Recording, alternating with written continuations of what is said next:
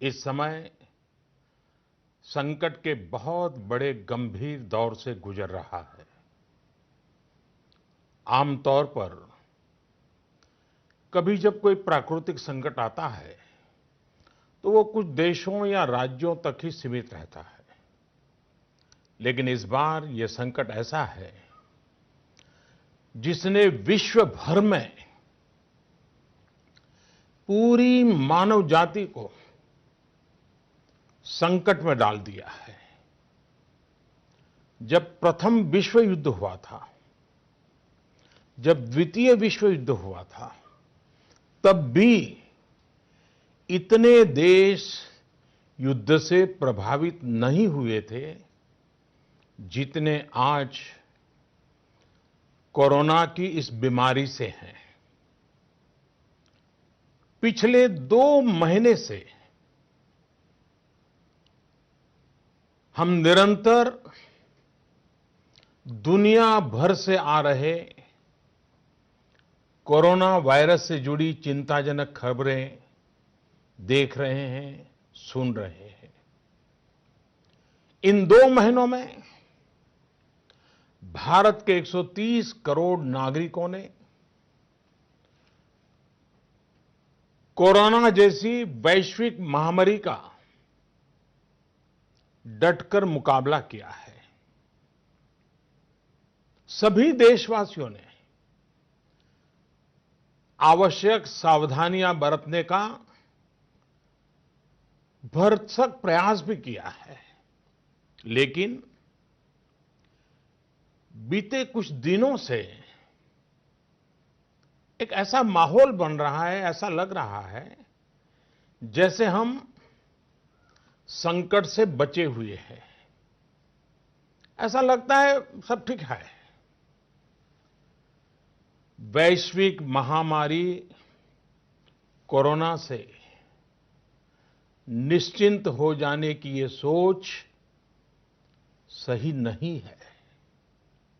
इसलिए प्रत्येक भारतवासी का सजग रहना, सतर्क रहना बहुत आवश्यक है।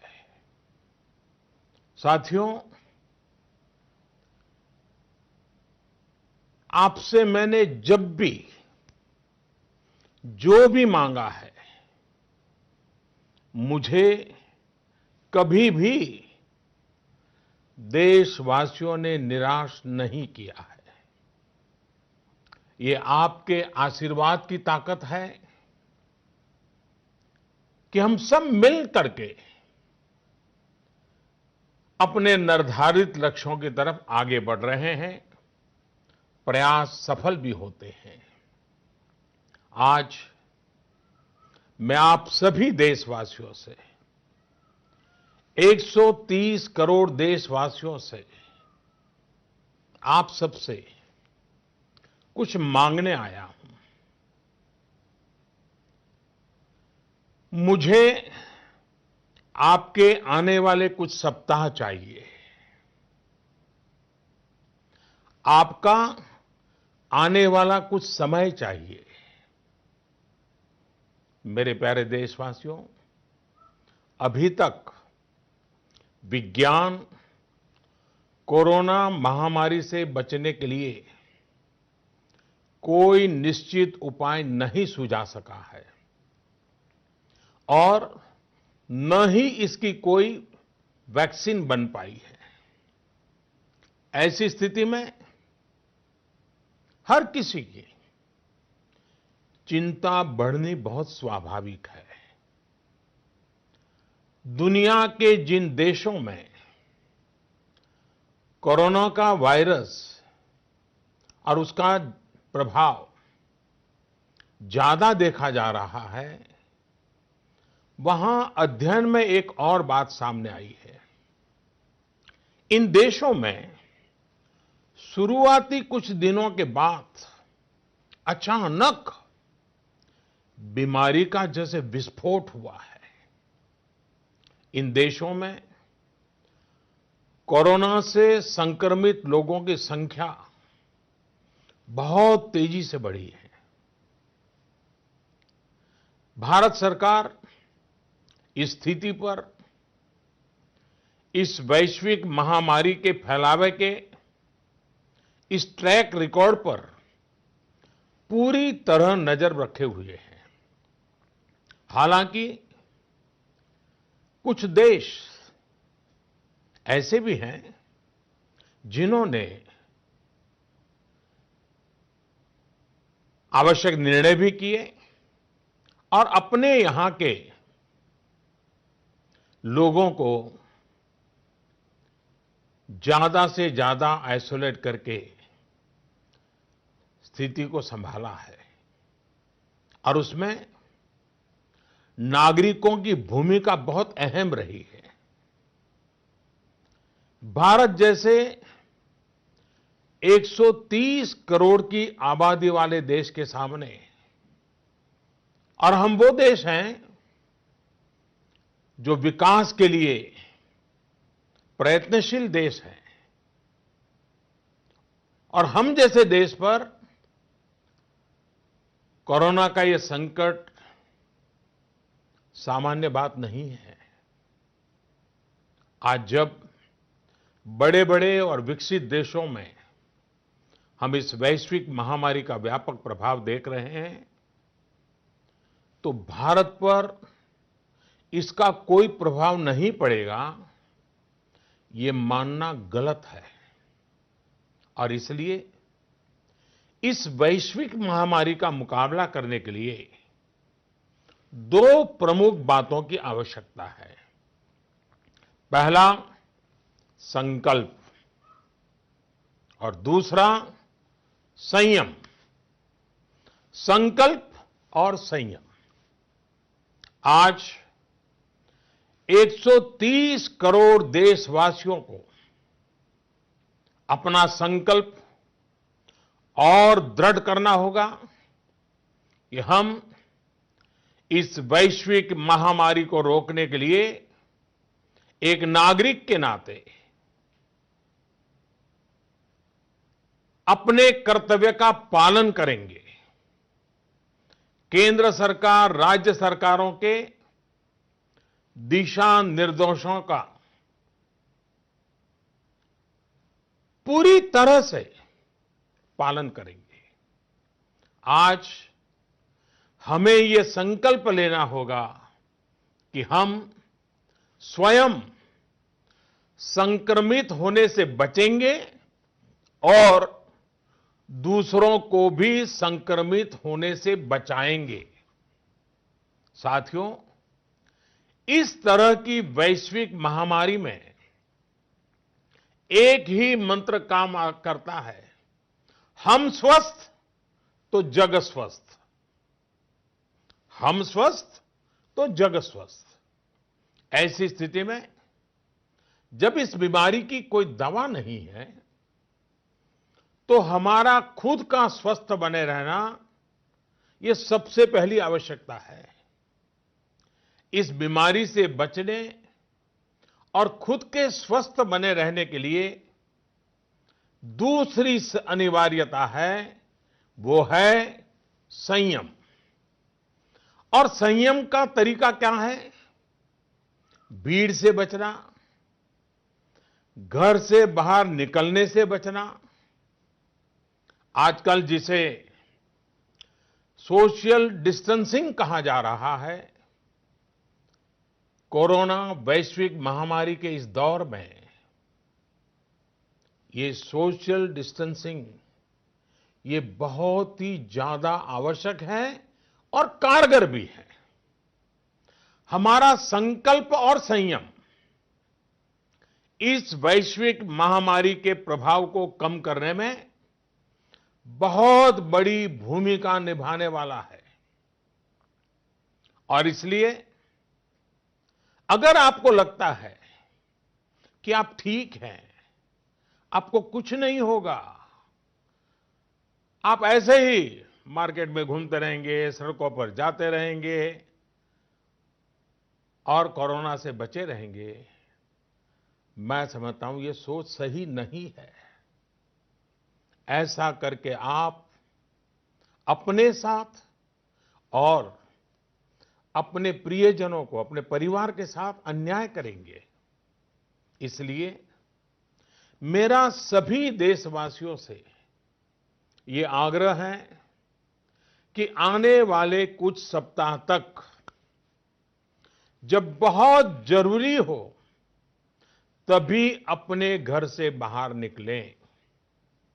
जितना संभव हो सके आप अपना काम, चाहे बिजनेस से जुड़ा हो, ऑफिस से जुड़ा हो सके तो अपने घर से ही करें। जो सरकारी सेवाओं में हैं, अस्पताल से जुड़े हैं, जनप्रतिनिधि हैं, जो मीडिया कर्मी हैं, इनकी सक्रियता तो आवश्यक है, लेकिन समाज के बाकी सभी लोगों को खुद को बाकी भीड़भाड़ से, बाकी समारोह से आइसोलेट कर लेना चाहिए। मेरा एक और आग्रह है कि हमारे परिवार में जो भी सीनियर सिटीजन्स हो, 60-65 वर्ष की आयु के ऊपर के व्यक्ति हो, वो आने वाले कुछ सप्ताह तक घर से बाहर न निकलें। मैं फिर से आग्रह करता हूं, 60-65 से ऊपर की आयु वाले हमारे सभी परिवार के जन घर से बाहर न निकले। हो सकता है कि वर्तमान पीढ़ी पुरानी कुछ बातों से परिचित नहीं होगी, लेकिन मैं आपको बताना चाहता हूं, मैं जब छोटा था उस समय हम अनुभव करते थे।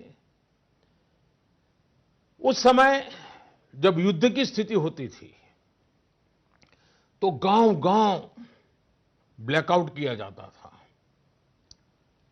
शीशे पर भी कागज लगा दिया जाता था, लाइट बंद रखी जाती थी, लोग रात भर चौकी करते थे और युद्ध न हो तो भी साल में 1-2 बार तो वहां के जो नगर पालिकाएं होती थी वो जागरूक होकर के ये ब्लैकआउट का ड्रिल भी करवाती थी। लोगों को आदत बनी रहे इसके लिए प्रयास करती थी। और इसलिए मैं आज प्रत्येक देशवासी से एक और समर्थन मांग रहा हूं। ये है जनता कर्फ्यू। जनता कर्फ्यू यानी जनता के लिए, जनता द्वारा खुद पर लगाया गया कर्फ्यू। इस रविवार यानी 2 दिन के बाद 22 मार्च रविवार को सुबह 7 बजे से रात 9 बजे तक सभी देशवासियों को जनता कर्फ्यू का पालन करना है। इस जनता कर्फ्यू के दरमियान कोई भी नागरिक घरों से बाहर न निकले, न सड़क पे जाए, न मोहल्ले में या सोसाइटी में इकट्ठे हो, अपने घरों में ही रहें। हां, जो आवश्यक सेवाओं से जुड़े हुए हैं उनको तो जाना ही पड़ेगा, क्योंकि उनका बहुत बड़ा दायित्व होता है। लेकिन एक नागरिक के नाते न हम जाए और हम देखने के लिए भी न जाएं।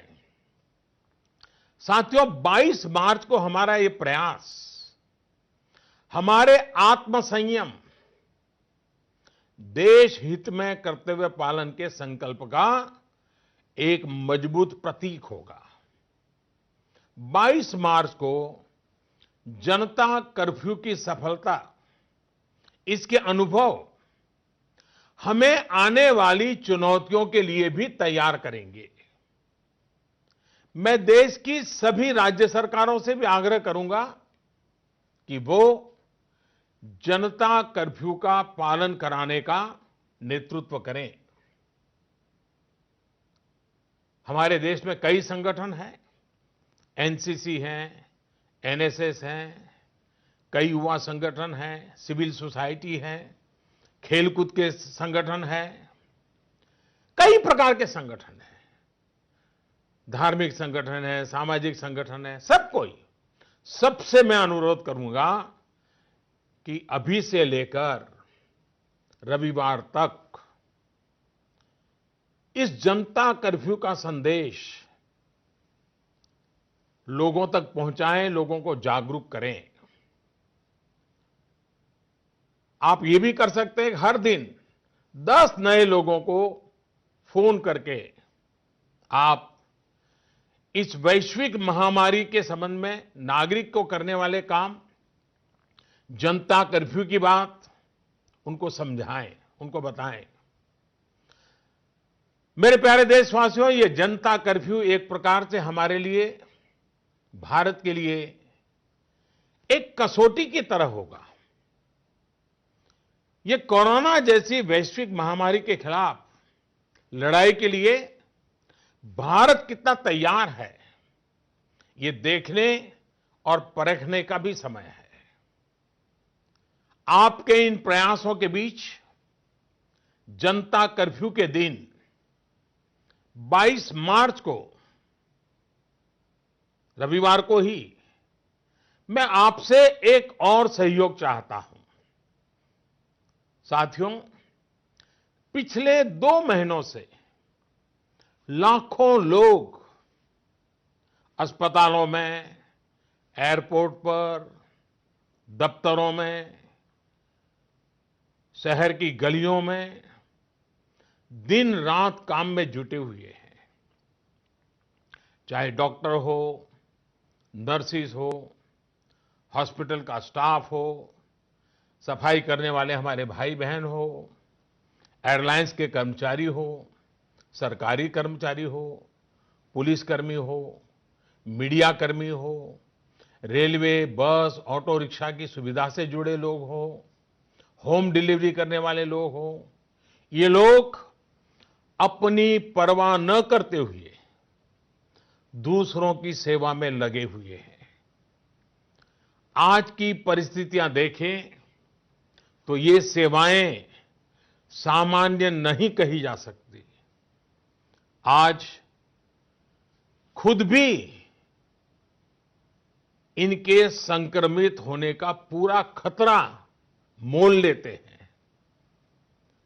बावजूद इसके ये अपना कर्तव्य भी निभा रहे हैं, हर किसी की सेवा करने का प्रयास कर रहे हैं।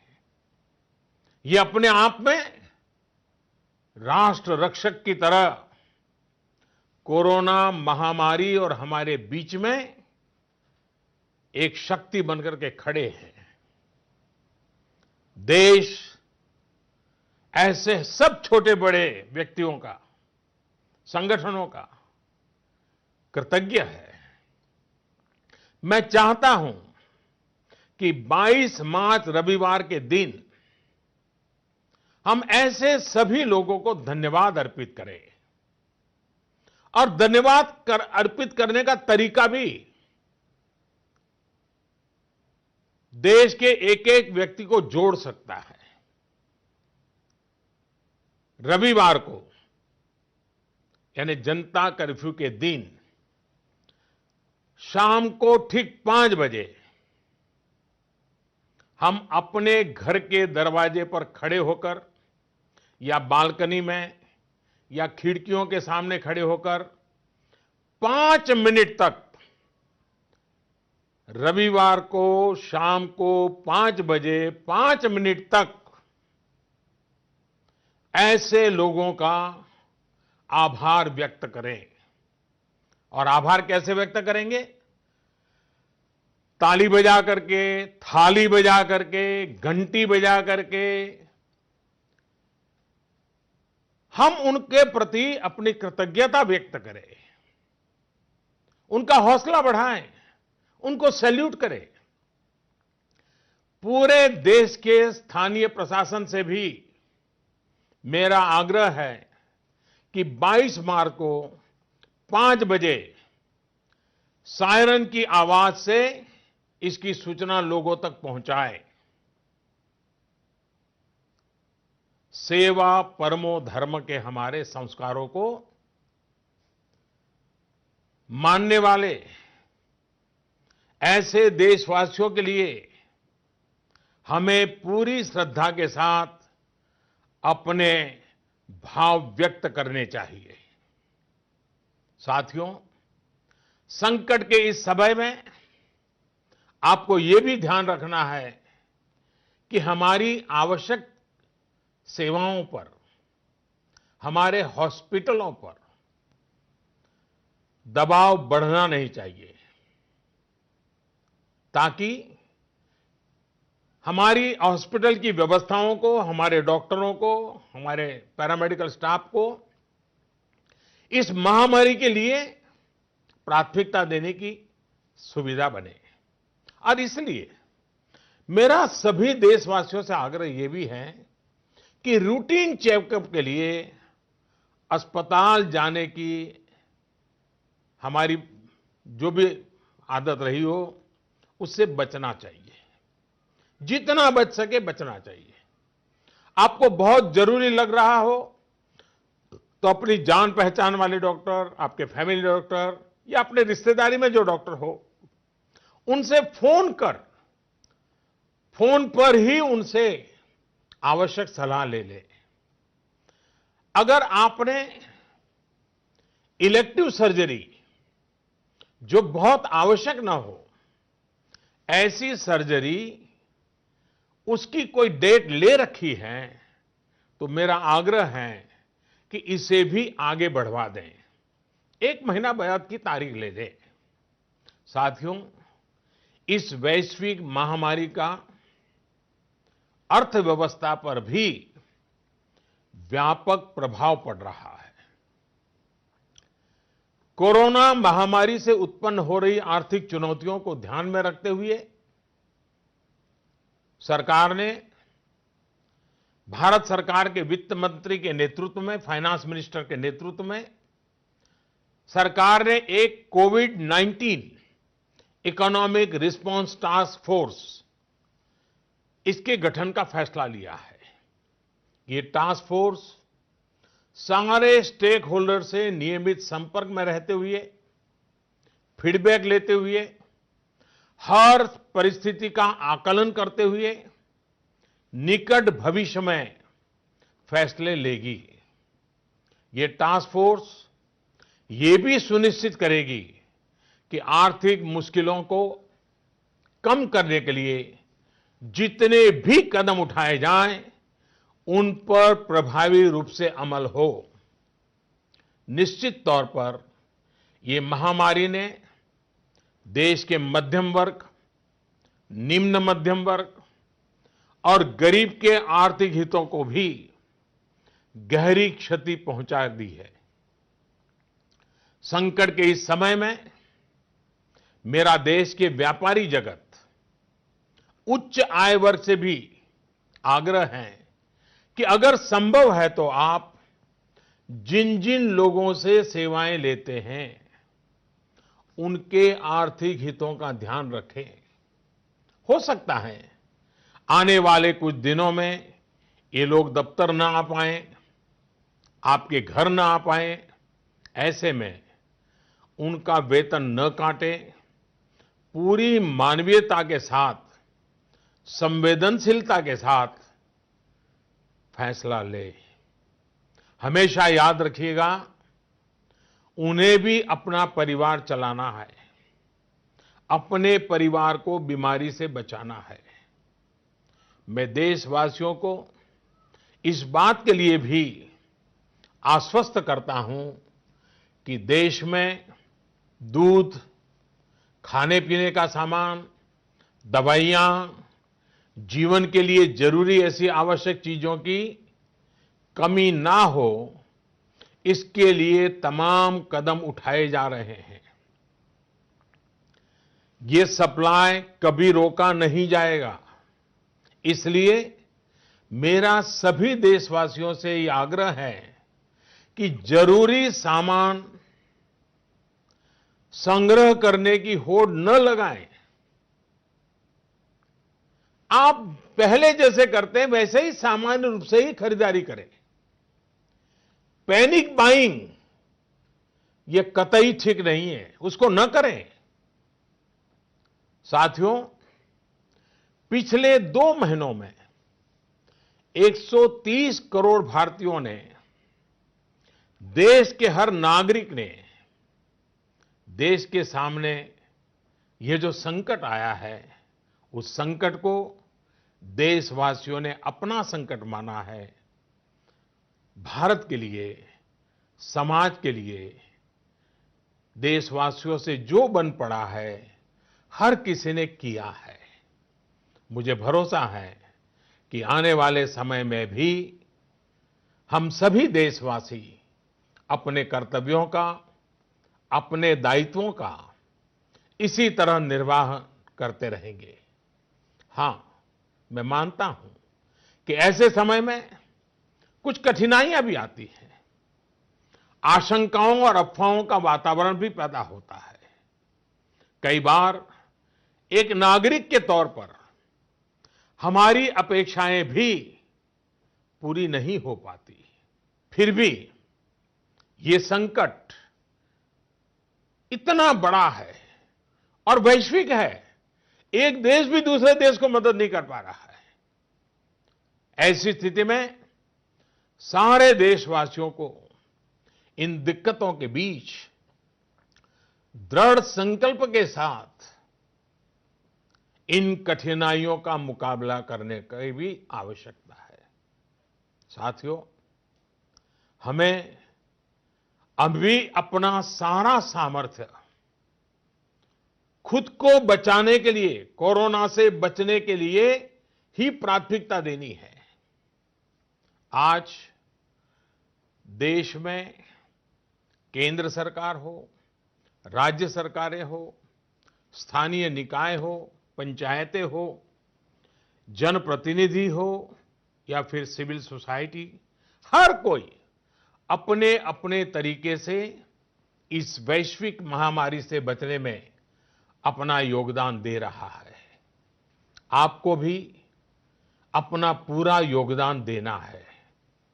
ये आवश्यक है कि वैश्विक महामारी के इस वातावरण में मानव जाति विजयी हो, भारत विजयी हो। मेरे प्यारे देशवासियों, कुछ दिन में नवरात्रि का पर्व आ रहा है। ये शक्ति उपासना का पर्व है। भारत पूरी शक्ति के साथ आगे बढ़े, इस संकल्प को लेकर के आवश्यक संयम का पालन करते हुए आओ हम भी बचें, देश भी बचाएं, जग को भी बचाएं। फिर एक बार मैं आग्रह करूंगा, जनता कर्फ्यू के लिए मैं आग्रह करूंगा, सेवा करने वालों का धन्यवाद करने के लिए। आपका भी बहुत बहुत धन्यवाद।